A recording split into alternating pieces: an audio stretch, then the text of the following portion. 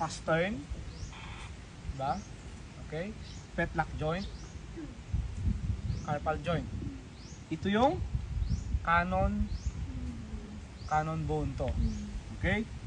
Cannon bone. So dito sa carpal joint, andito yung mga carpal bones. Parang ito yung ano natin, no? Yung knuckles natin, gano'n. So, tawag dito ito, cracks. So dapat hindi ganyan. Okay? So, papakita ko sa inyo, dapat matuto kayo. So, paano mag-lift ng paa ng kabayo? Ikaw nga ate. Ikaw pinakamalit sa kanila, pero, ay, wait ka sa kanya. Ikaw na lang. Iangat mo yung paa ng kabayo.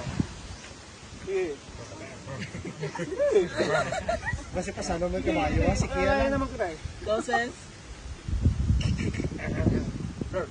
Okay. Bigat, di ba?